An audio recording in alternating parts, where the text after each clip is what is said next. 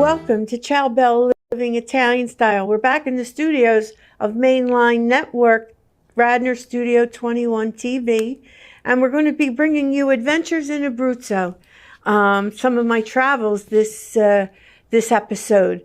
We're going to visit an olive oil museum, award-winning, and stick around after some news. We're going to give you a really nice treat with some video of the San Zopito Festival that's held 50 days after Easter every year for over 100 years or more. This is this town in Loreto Aprutino, Abruzzo, that I've spoken about before, where I'm from. This is the Olive Oil Museum. The top photo there in the oval crest is the crest of Palladini, and this man was a genius at in the early 1900s, late 1700s, early 1900s, preserving olives into olive oil. This was the actual working factory. On the right-hand side is a tower that he invented and designed to be shipped by train all across Europe, and all those round gold brass pieces would be holding glass bottles to display the clarity of his finely produced olive oil. And so he was branding his products before we ever saw that. You'll see the cylinder mill with the wooden handlebars. We can advance a couple more. That's what they used to crush the grapes with. So here is another machine. If you look at these wooden handles, they were powered by donkeys who had blinders on. And this was actually the lower level, which was street level. Every level here in this castle was street level. And then the next picture will show you the cross area is actually a chute. And above that is where the olives that came in from the farmers go, and then they drop down that chute into that barrel, and that is the first set of cylinders they meet to crush it. So each section had its own, and those are the areas that were powered by the blinking donkeys. I remember my grandfather used to make us, you go behind one of those wooden things for the wine barrel. He didn't use donkeys, he used children. But anyway, the vastness of the columns, they did a beautiful job in restoring this museum. This is another area for processing oil, between different areas for cold press, extra virgin olive oil, and regular olive oil. In the flooring, you see it looks like squares in front of the round tubs. They're actually see-through to the lower level where the liquids run underneath. He was a genius in his time setting this factory up. And the next picture, oh, this is cool. This is where the donkey hang out. It was beautiful. And if you can see the archways on the left is where the donkeys would get tied to. Then there's two, on the right-hand side, there's two archways, and there's wooden water troughs in them for the donkeys. Now the floor was actually built to be slanted so that they could wash all the waste from that room out into the street, because that was where you came in by the street. But the ingenuity that they thought of to build this in the mid 1800s is amazing. Now here is a picture of a ladder and the baskets that they used to use to climb up the trees and collect the olives every late September into October. With climate change, it's been changing a little slightly. But the next picture will show you this was their labor force. The women and the children were the labor force to pick the olives. And so the Olive Oil Museum in the town of Loreto Aprutino, that shows you going into the donkey stall, in May of 2023, won first prize in the among the national olive oil museums in the whole of Italy. That's the entrance to where you would go into the donkey area. And the architecture on the outside of that building is Gothic because Palladini's daughter loved fairy tales. And the architecture of a Gothic style house in that village is completely foreign. And so that's a little side story on the love he had for his daughter. So the fascinating thing about this olive oil museum in the hillside medieval village of Loreto Aprutino is that they won the national competition among all the olive oil museums in Italy as the premier one and the best, which the town and everyone are ecstatic about. And so am I. There's a new mayor in town, and Mayor Renato Marietti accepted the award with the director of the foundation and the museum, Dr. Pier Luigi Evangelista, and his associate, Nicoletta. So congratulations for such an honor. Double congratulations because, as I tell you, to go online to read La Cerba, which is the Italian monthly newspaper covering the Abruzzo, Teramo regions, L'Aquila, and it's great. You can get it free on Facebook. But the big news front page is that the mayor, Mayor Renato Marietti, was just elected this May with his party into the city as the new leadership, as the new syndico, they say. And it's the first time in 10 years they've had a new mayor, and this will be his first 5-year term. So we wish him congratulations, and you'll probably be seeing him in some of our Adventures in Abruzzo in upcoming episodes. Another thing I'd like to bring to your attention, speaking about museums, is the Italian American Herald. You could go online, ItalianAmericanHerald.com, go to the June issue in the digital archives. And there is a wonderful story on the Italian American Museum on Passyunk Avenue in South Philadelphia. Michael Bonacera and his wife have been so instrumental in getting it up and running. You'll be proud to walk among the history that they've created for you to learn about. And then on the sidewalk outside, there's some tiles that you could see some family names. So pay a visit to our museum here in the United States, as well as visiting museums when you're in Italy. And then the next thing I wanted to tell you about for the Italian American Herald is in the July issue, you'll find a feature on Italian festivals. And, you know, other than a few months of the year, I think there's reasons for Italian festivals all year long, but especially in the September and October time period. If you have a festival coming up, go online. We'll put the link up, and you could go to www.italianamericanherald.com and go under the events tab and fill out the form to have a free listing of your upcoming festival or event on the Italian American Herald's website. So that's a free listing and something to take advantage of to promote your upcoming events, fundraisers, or Italian festivals, Padre Pio festivals. There's a ton of festivals. So now I think what we're going to do is go into my favorite thing to bring you today. I love the Olive Oil Museum, but recently I returned in May to Loreto Aprutino in Abruzzo, specifically to go to the San Zopito Festival. So now I'm going to share with you one of the things I've been thinking and hearing about all my life.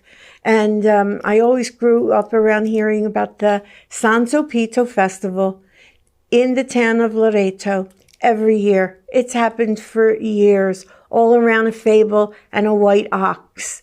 And This May, I went to attend my very first San Zopito Festival. Now, this is the farm that this ox, that's the whole part of this festival, he's being transported from the farm, and he's getting washed off now in the countryside. His only job, this is with his farmer keeper, his only job is to do this festival every year. So he's a majestic animal. I would hope you could see some of the dimensions. Now, here you see one of the farmer's assistants washing his tail. So this is the preparation. Many people don't get to go to this. I have to thank my cousin Roaldo. He said to me, I'm going to show you a part of the festival nobody sees. And he's right. Very few people. Here's one of the guys. And if you look closely, that's like bug spray that they put on him and get him all gussied up and cleaned up.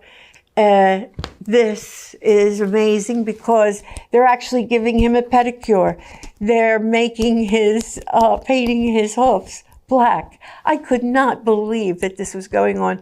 And we were within 2-3 feet. The handlers were all around, like a human circle around him, but very manageable, up close and personal. So he has his own suitcase full of beautiful paraphernalia that they're going to decorate him with. And you could see the children out in the street. The local townspeople in the neighborhood, not in the town, in the neighborhood are seeing that. And the next slide, this little girl, traditionally up until a couple of years ago, it was always a boy, around 5 years old, sits atop the ox during the procession.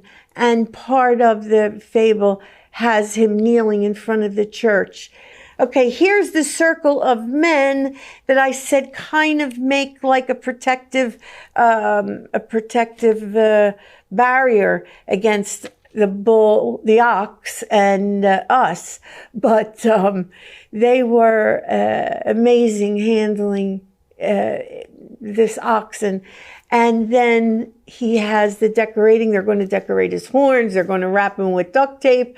They're going to put these bells and whistles. Then they put this headdress on this ox to walk down the street, which you will see in the upcoming video. Let's see what we have for the video now in this area of town.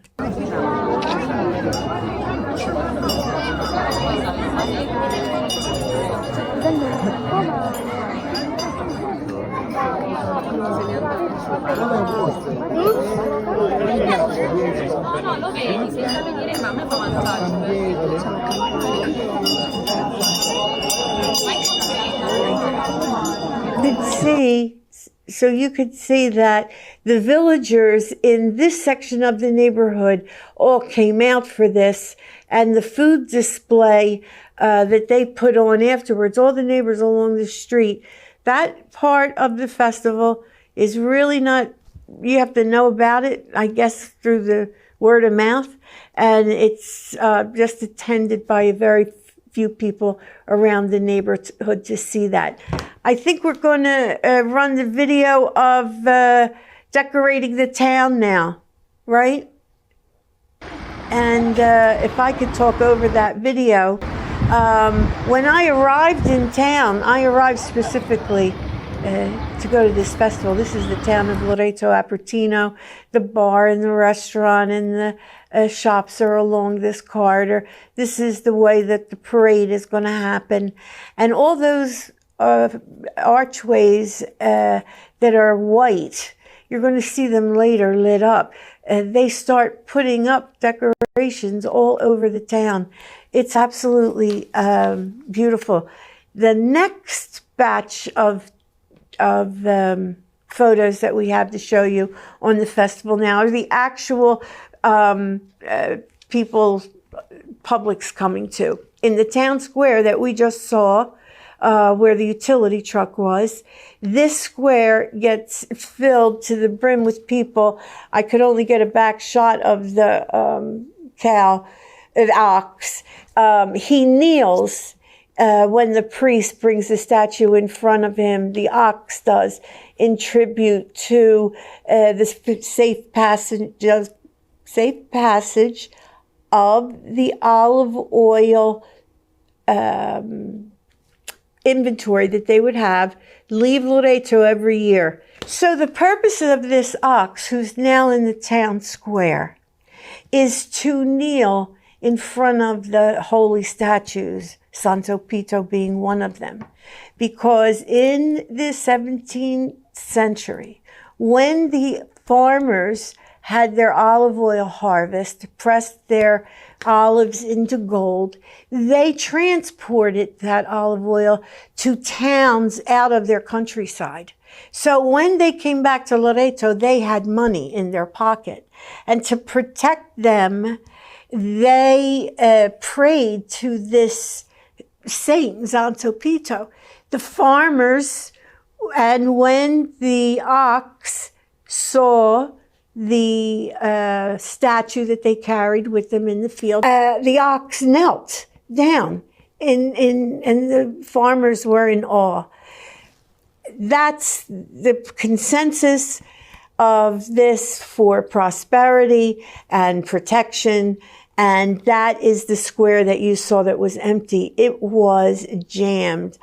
I don't know if we have pictures coming up of me. I got up on the stage in the back steps just to try to peek over to give you a sense of more of the procession that's coming that way. Watch the video from the stage on this clip.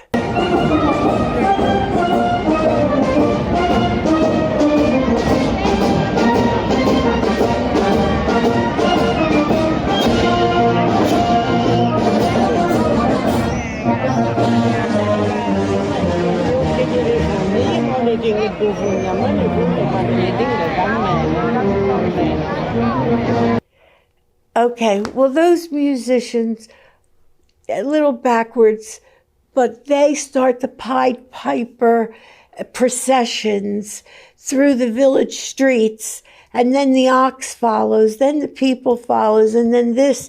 Keep going to the next pictures. This is what you end up with in the square. Now, here we're sitting in the square getting ready for to go into the night of the festival. There's my hostess that I stay with, my grandmother's niece, Antonietta, and her daughter, who is my cousin, Carla Nobilio. And we're sitting outside Richard's, the local bar and gelato place that's a great hangout. And we have ringside tables too. Okay, so we'll have ringside tables, seats that I'll show you from that picture. But this picture here, you see the bull, ox. And you can see the people following him. And they're coming and leaving the church.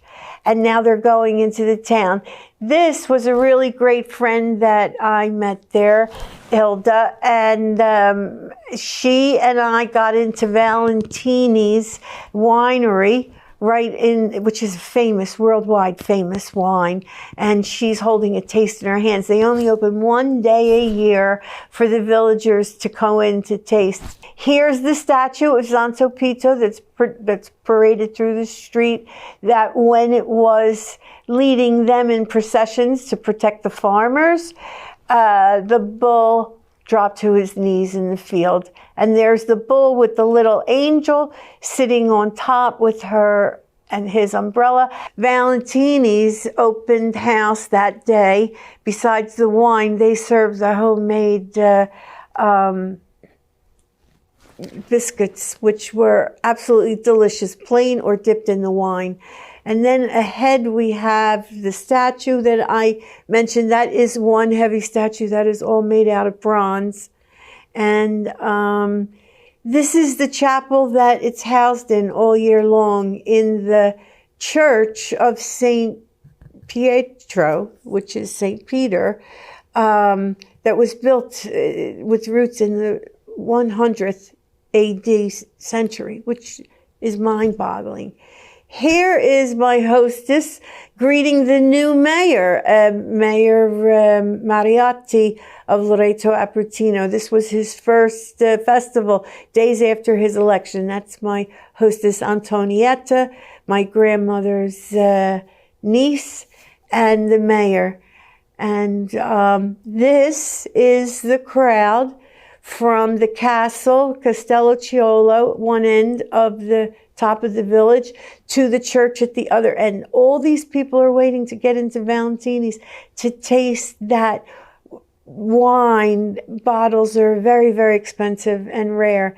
And everybody comes out. You know, there's really no motor scooters, and you don't see many wheelchairs around Loreto Aprutino. They come out, and my hostess, God bless her. Now, this view was from her daughter's home and the balcony. We had a great view. That's the vista overlooking the balcony. But we got to look down and see the parade passing us by. There's Antonietta and my cousin's young teenage daughter hanging out the balcony. I went down to take their picture. This is inside the courtyard going out to the outside balcony in Valentini's mansion. And you know, they're famous because they make their wine right in that castle in Loreto Aprutino. It's not a factory, but they did a beautiful job in the entryway. It's magical, magical. Here's another close-up of those tarallis.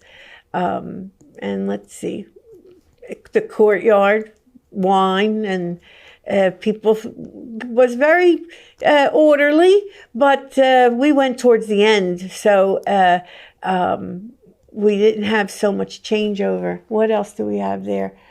Pouring wines. Everybody was helping out. Pitchers of wine all over.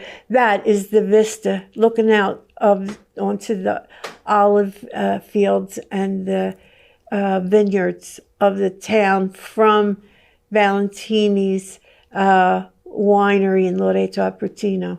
Those photos high up on the balcony, my cousin Simona Nobilio's house with her husband Nicola, they have a beautiful eye view in the historic district of this wonderful medieval town. So now at night, this festival goes on for 3 days, so there's something going on all the time. Some of these parades were different days that you saw pictures of, but the crowds were all the same. But if you could give me the pictures at night, and when you saw I was sitting at the dusk with Antonietta and Carla by the cafe, the lights that you saw with the construction truck putting up was all over the town. It was magical. It was just magical. They had entertainment on the center stage. You could keep moving to the next ones to show the lights. Here, stop there, here for a second. And at the bottom in the foreground to the right is where they have the stage. And at different times of the afternoon and the evening into the night, that stage constantly has entertainment on it. The quality of some of their winners of Italy's Got Talent, like we have America's Got Talent, they are bringing in people from all over. And the lights were just awe-inspiring. What else do we have here? This is my cousin Irene Acevari's husband, Renato, and a new friend I met on the street. He speaks English so well. It's very, very interesting to see that every student now has English in their classes. So when you meet the young people, they really like to speak English to you. And then they end the night with fireworks and festivities. But they don't end the night with the fireworks. After this, then there's 3 or 4 more hours of music, well into 2 o'clock in the morning, because the house I live in is like down 1 block away from all this activity. And you could just lie in your bed and hear all the excitement that goes on. But if you ever have a chance to travel to Italy in May, get your time yourself to attend that San Zopito Festival. Although I have to say that as a whole, what I've learned about the festivals in Abruzzo, there's always another town that's celebrating another saint and their legends, and they celebrate it with festivals, with music and decorations and music. They just love music. So I encourage you, if you ever have the chance to put it on your wish list, please do. If you have a chance and you're watching this on YouTube and you want to leave a comment, suggestion, or press the like button, any of that's appreciated. If you have an idea of what you want to see covered or any questions, you can always contact me at Ciao Bella Living Italian Style at gmail.com.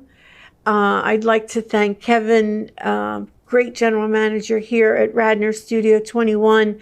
The Italian American Herald is only a resource away. Don't forget them, ItalianAmericanHerald.com, to list your free events. And until we meet again, I didn't get to the coffee pots, but start looking to see in your cabinets where your old coffee pots are. And on one of the upcoming episodes, we'll talk about the different varieties of espresso and all the excitement that brings around making new friends. Until we meet again, ciao Bella.